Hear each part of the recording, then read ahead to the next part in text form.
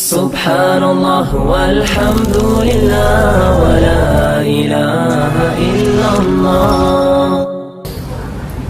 Malam ini kita berkumpul bersama mengenang kembali peristiwa besar yang dialami oleh Nabi Muhammad sallallahu alaihi wasallam sebelum pindah ke kota Madinah Al-Munawwarah. Kenapa peristiwa itu mesti terjadi sebelum hijrah?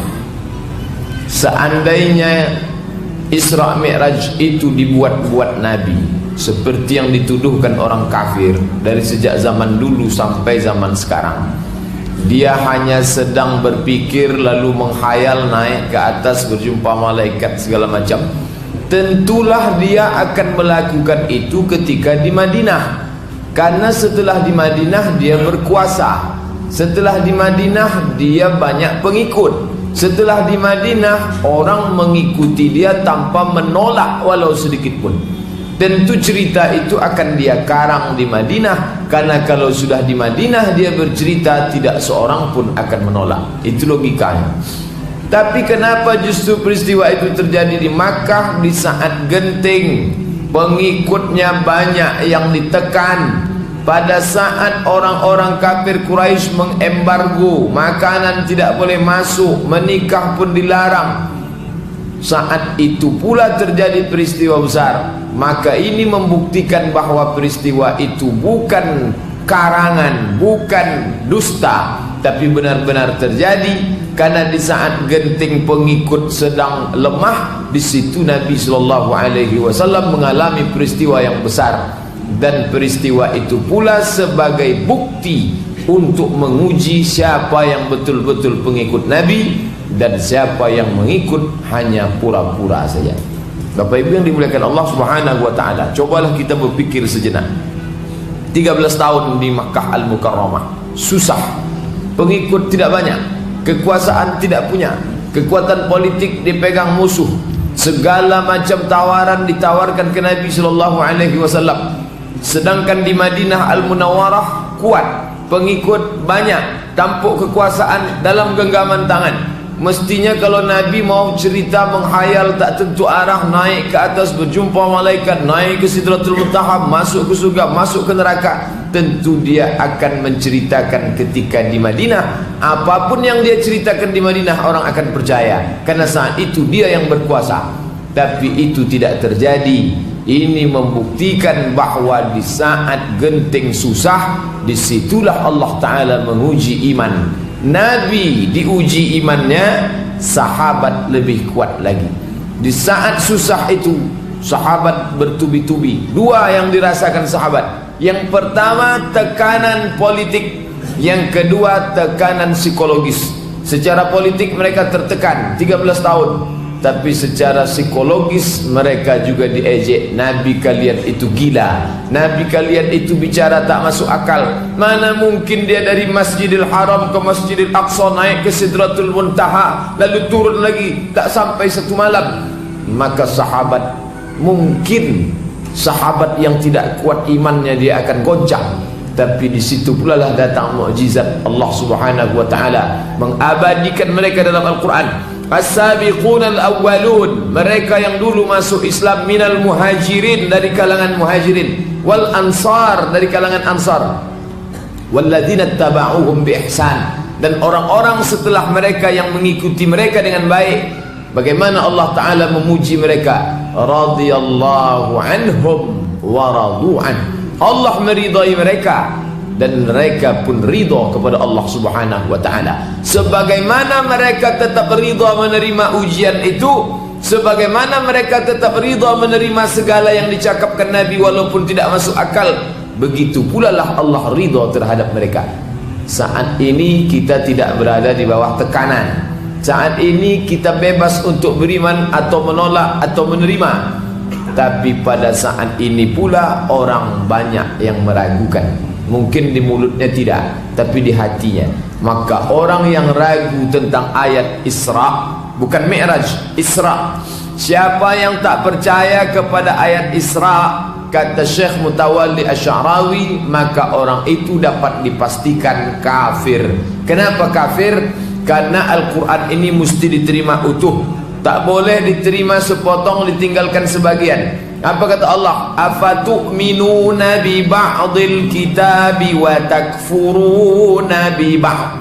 Apakah kamu akan beriman kepada sebagian, kamu tolak sebagian? Tak bisa. Ketika kita mengatakan antu'mina billah, kau beriman kepada Allah, wa malaikatihi, beriman kepada malaikat, wa kutubihi, beriman kepada kitabnya, maka beriman secara utuh dari Al-Fatihah sampai ke An-Nas. Dan salah satu ayat itu adalah di pangkal surat Al-Isra juz 15 yang tadi dibacakan, subhanalladzi asra bi'abdihi lailan minal masjidil haram ilal masjidil aqsa. Peristiwa ini bukan berarti tak ada angin, tak ada hujan, tiba-tiba terjadi begitu saja. Ada kronologis sebelum peristiwa ini terjadi yang disebut dengan amul huzni, am tahun. Mereka tidak punya kalender. Makanya kalau ditanya anak bapak ibu sekolah belajar sejarah Islam, kapan Nabi lahir? Amul fil, tahun gajah. Kapan terjadinya kejadian ini? Amul faidan, tahun banjir. Kapan terjadinya peristiwa ini? Amul huzni, am tahun, huzni sedih, am tahun, huzni duka cita. Kenapa tahun itu disebut dengan tahun sedih duka cita? Karena ada kematian, mati biasa, tapi ini kematian luar biasa. Dua orang tempat berpegang, tempat bergantung, sebelah kanan, sebelah kiri, keduanya patah di saat yang sama. Tempat bergantung pertama adalah Abu Talib. Ketika Abdul Muttalib meninggal dunia, usia Nabi lebih kurang 8 tahun, berpindahlah hak asuh dari Abdul Muttalib ke Abu Talib. Banyak saudara Abdullah, ada Hamzah bin Abdul Muttalib, ada Abbas bin Abdul Muttalib, ada Abu Talib bin Abdul Muttalib, ada Abu Lahab bin Abdul Muttalib. Kaya, tapi yang tempat bernaung ini ternyata tidak semua keluarga itu enak menjadi tempat berdiam diri. Tempat yang paling nyaman dirasakan Nabi adalah keluarga Abu Talib. Nama istri Abu Talib itu Fatimah, sama dengan nama istrinya yang nanti akan dia nikahi di belakang hari, yang akan dinikahi oleh anak Nabi, anak dari Abu Talib, yaitu Ali bin Abi Talib, juga akan menikahi Fatimah binti Muhammad sallallahu alaihi wasallam. Maka ketika Fatimah istri Abu Talib meninggal, apa kata Nabi sallallahu alaihi wasallam? Ketika banyak perempuan yang tak menyediakan kainnya untuk orang lain, engkau memberikan kainmu untukku. Ketika banyak perempuan yang tak mau memberikan makanannya untuk orang lain, engkau memberikan makananmu untukku. Padahal Abu Talib itu anaknya banyak. Berapa tahun dia dijaga oleh Abu Talib? Masya Allah. Bapak ibu tentu tak pernah luput kisah bagaimana Abu Talib sayangnya kepada Nabi SAW, sampai keponakannya itu dia bawa berdagang ke negeri Syam. Perjalanan ke negeri Syam masirata syahrin, 1 bulan perjalanan dari Madinah Al-Mukarramah, dari Makkah Al-Mukarramah ke negeri Syam 1 bulan. Ini keponakan anak saudara kandung dibawa berniaga. Barang sudah siap, mau dia akan dijual, tapi begitu mereka bernaung di sebuah tempat peribadatan yang disebut dengan Som'ah, maka keluarlah pendeta Bahira. Bahira seumur hidupnya tak pernah keluar, dia hanya menerima makanan karena dia sudah mengkhususkan dirinya untuk beribadah. Begitu orang zaman dulu, khusus diri untuk beribadah. Inilah cikal bakal kependetaan yang tidak menikah dan tidak bekerja, hanya makan secukupnya, itu pun dikirimi oleh orang. Lalu kemudian saat itu dia keluar, padahal sebelumnya dia tak pernah keluar. Dia bertanya, ini anak ini siapa? Lalu Abu Talib menjawab, ibni, ini anak saya. Kata Bahira, kalau benarlah kitab yang aku baca, sesungguhnya anak ini sudah yatim sebelum dia dilahirkan ibunya. Saat itu sadarlah Abu Talib bahwa yang bicara dengan dia saat itu bukan manusia biasa. Saat itu kata Abu Talib, memang benar ini anak saudaraku, bukan anak kandungku. Lalu ada apa? Kata Bahira, bawalah dia kembali ke tempat tinggal aslimu, karena bila kau bawa dia ke negeri Syam, khawatir di sana banyak Yahudi akan membunuhnya, karena mereka menantikan Nabi terakhir, dan yang mereka nantikan itu adalah pihak dari keturunan Ibrahim punya anak Ishak, Yakub, Yusuf sampai ke bawah. Mereka amat sangat tidak berharap bahwa Nabi terakhir itu datang dari keturunan Ismail. Sebegitu dekat pengenalan Abu Talib dengan Nabi SAW. Pada masa genting, yang dijadikan mediator untuk membujuk Nabi adalah Abu Talib.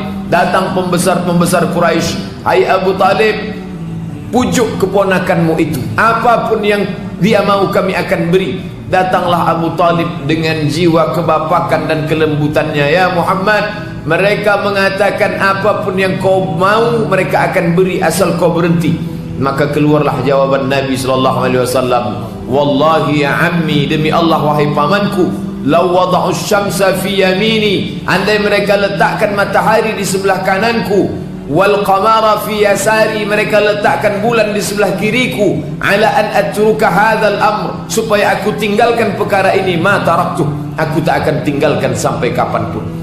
Maka pada saat itu mereka segan untuk membunuh Nabi. Kenapa? Karena dia keponakan seorang Abu Talib, anak Abdul Muttalib, anak Hashim, anak Abdi Manaf, anak Qusay. Qusaylah yang dulu mendirikan Darun Nadwah, kepala suku, orang terhormat. Orang Makkah tidak punya lembaga adat tempat berkumpul sebelum Qusay lahir. Ketika Qusay lahir, maka Qusay membuat dar artinya rumah, Nadwah, rumah lembaga adat tempat bertemu, membahas segala macam permasalahan. Dan mereka suku Quraisy asli, cucu cicit dari Adnan, merupakan keturunan Ismail, anak kandung Ibrahim alaihissalam. Menetes darah Ibrahim, menetes darah Ismail dalam diri Abu Talib. Perjuangan hidupnya Masya Allah. Lalu tempat bernaung, tempat bergantung, tempat minta tolong, inilah meninggal dunia. Bayangkan sedihnya. Andai kita kehilangan ayah kandung, mungkin sedih. Tapi ketika ada orang lain yang layak seperti ayah kandung, tak pernah Nabi SAW melihat ayah kandungnya. Walamma tamma min hamlihi syahrani ala aqwalil ashhuril aqwalil marwiyah, ketika sempurnalah hamil ibunya 2 bulan, tufiya bil madinatil munawwarati abuhu Abdullah, maka meninggallah bapaknya di Madinah al-Munawwarah. Abdullah meninggal pada saat dia membawa barang dagangan. Pada saat itu Aminah sedang hamil 2 bulan. Begitu yang disebutkan dalam syair Al-Barzanji yang selalu kita baca. Sejak itu pula lah Nabi SAW tak mengenal sosok seorang ayah. Maka kalau disebut kata ayah, kalau kita sebut kata ayah, yang terbayang di mata kita adalah ayah kita. Tapi kalau disebut kata ayah, maka yang terbayang di wajah Nabi bukan Abdullah, tapi Abu Talib. Pada saat itulah meninggal Abu Talib. Meninggal biasa, tapi ini meninggalnya luar biasa. Kenapa begitu?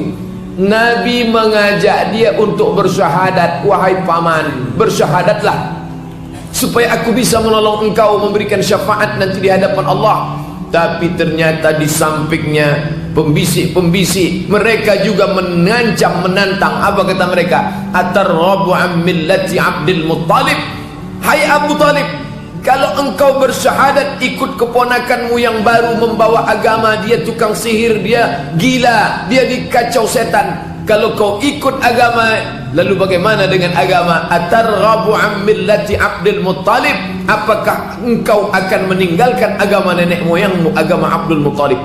Bapak Ibu bisa bayangkan, di saat akan sakratul maut, datang 2 bisikan. Datang bisikan dari keponakan Muhammad sallallahu alaihi wasallam yang lemah, di sisi lain datang bisikan dari kepala suku yang hebat. Maka dalam syairnya mengindikasikan kalau dia sebenarnya amat menghormati dan menerima Islam.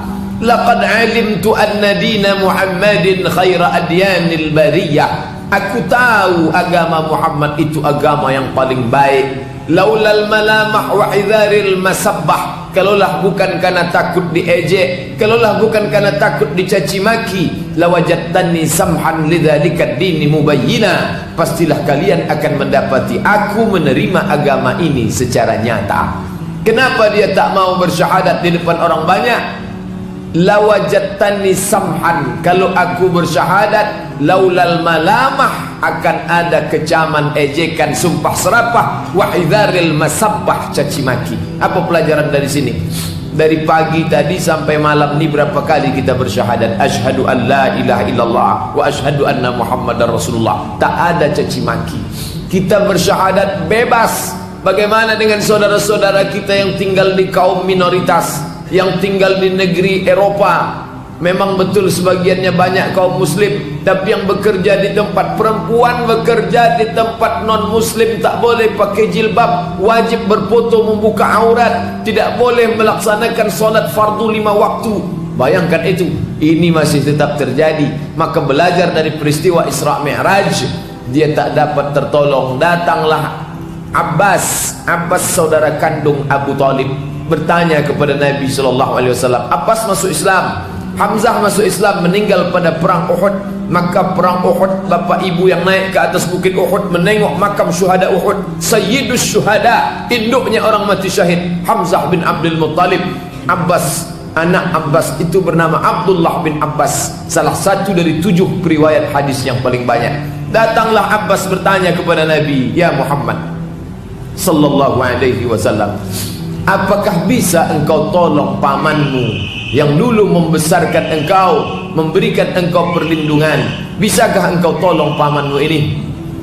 Sebelum kita baca jawaban Nabi sallallahu alaihi wasallam, kita dengarkan azan Isya terlebih dahulu. Terima kasih. Wassalamualaikum warahmatullahi wabarakatuh.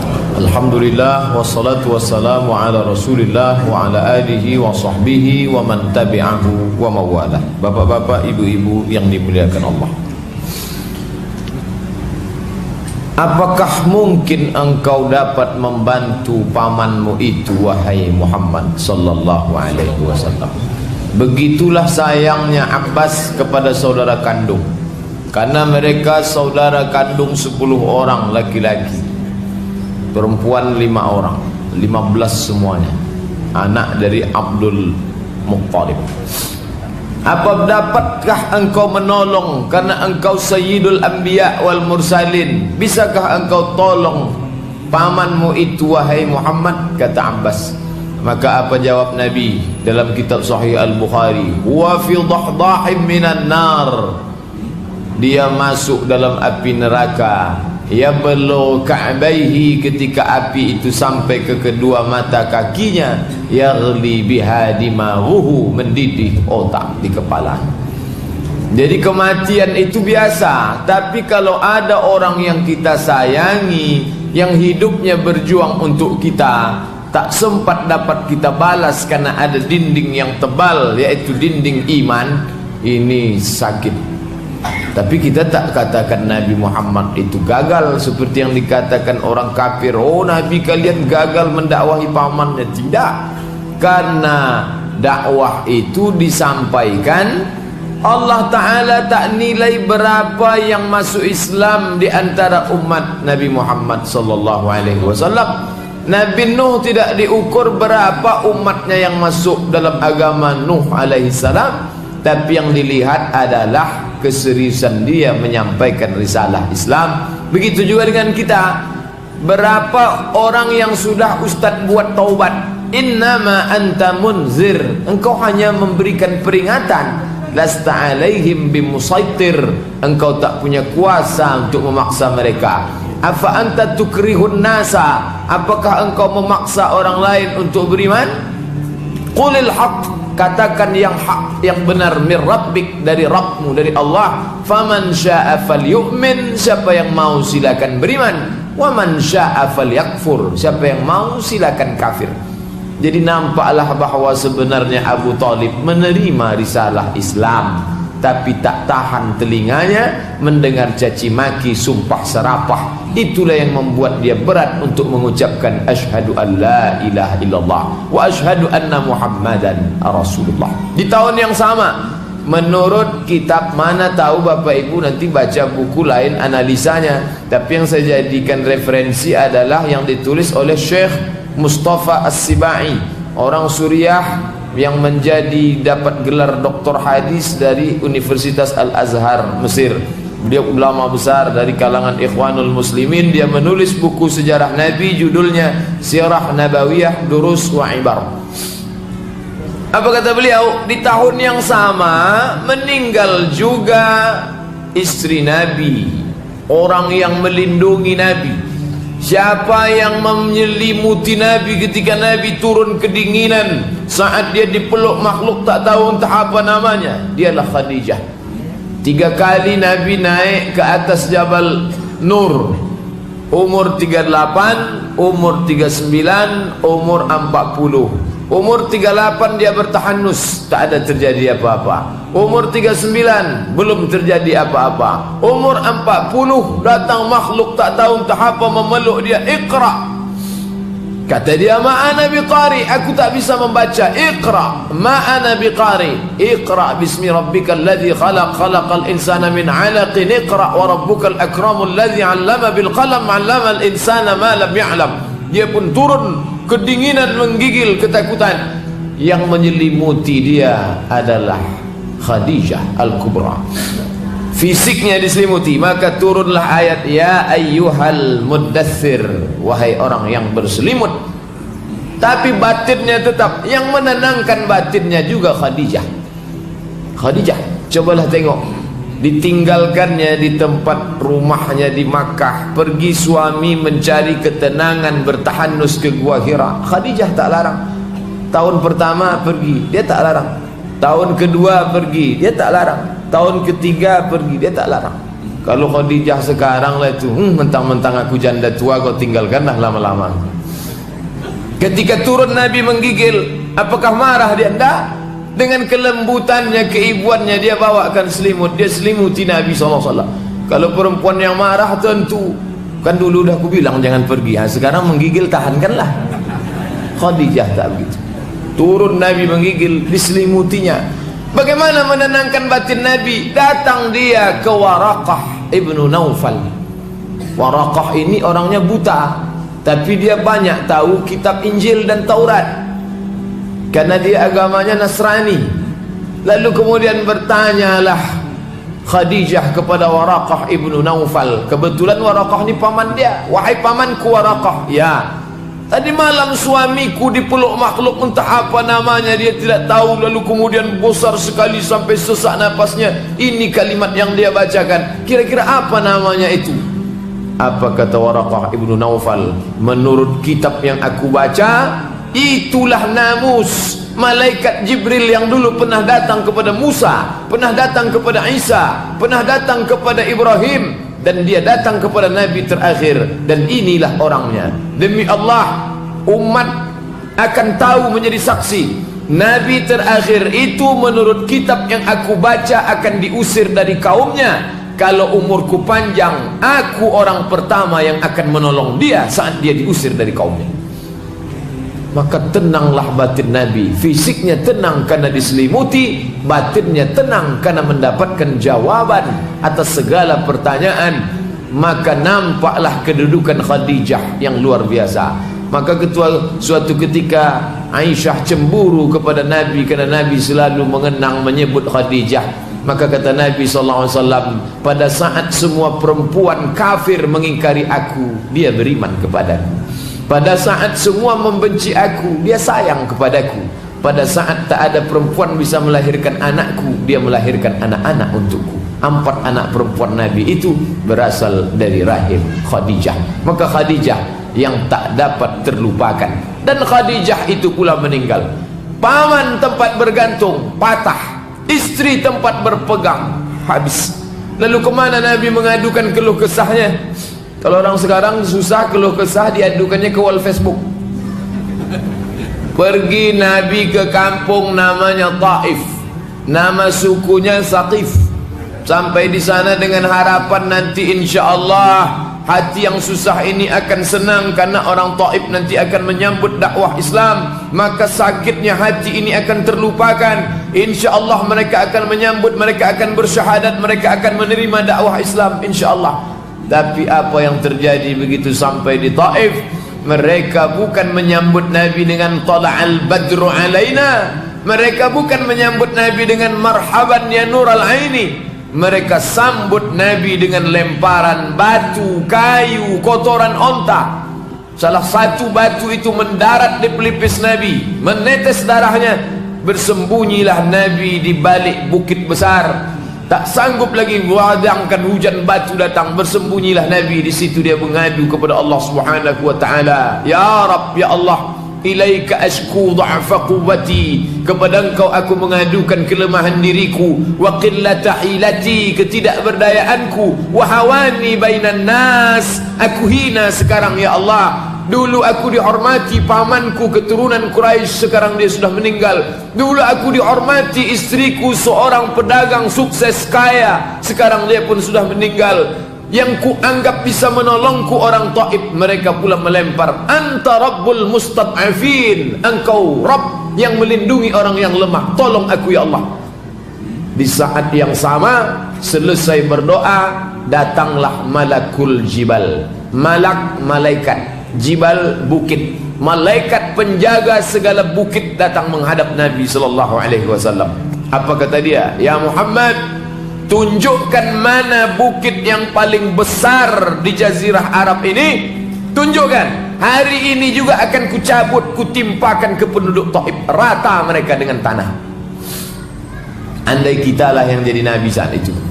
Paman baru meninggal, istri baru meninggal, orang baru saja melempar, darahnya masih basah menetes. Tiba-tiba datang malakul jibal. Hai Abdul Somad, tunjukkan mana bukit yang paling besar. Langsung saya tunjuk, itu Gunung Bromo, itu Gunung Kidul, itu Gunung Loser. Timpakan semua, matikan mereka semua dengan tanah. Sakit betul hatiku ini sudah. Biasa orang khilaf silap waktu dia ditekan beban berat. Kamu kan sudah ngaji, kata ustaz-ustaz sebut sabar. Saya sebetulnya sabar Pak Ustaz, tapi kenapa kamu ngamuk juga? Susah betul hati saya waktu itu. Susah hati selalu dijadikan alasan untuk membenarkan perbuatan. Susah hati. Aku sebetulnya orangnya baik, tak pemarah. Kenapa marah beberapa hari ini? Biniku meninggal. Kan kasihan betul itu, bini meninggal dijadikan alasan. Tengok Nabi, paman meninggal, istri meninggal, orang tak menyambut, tapi dia tidak marah, dia tidak beringas, dia tidak brutal. Lalu apa doa Nabi waktu itu? Apakah kata dia, hai malakul jibal, ratakan mereka dengan tanah? Tidak. Allahumma akhrij min aslabihim, ya Allah, keluarkanlah dari tulang sulbi orang-orang Taif yang melemparku tadi, man ya'budullaha wa la yusyrika bihi syai'a, anak cucu cicit keturunan yang akan menyembah Allah dan tidak akan mempersekutukan engkau dengan apapun. Apa maknanya? Bapaknya boleh jahat, kakeknya boleh jahat, tapi anak cucunya kan tak salah. Ampunkan mereka ya Allah.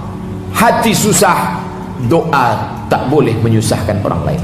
Ini sudahlah hati susah, pikiran sempit, doanya pun menyusahkan orang lain. Ya Allah, kalau bisa kau timpakan semua bukit kepada mereka. Adapun anak cucu cicitnya 71 keturunan, matikan semuanya. Tapi Nabi tak begitu. Apa kata Nabi? Keluarkan dari tulang sulbi mereka anak cucu cicit yang akan menyembah engkau dan tak mempersekutukan engkau dengan apapun. Subhanallah, Taif menjadi negeri 100% Muslim.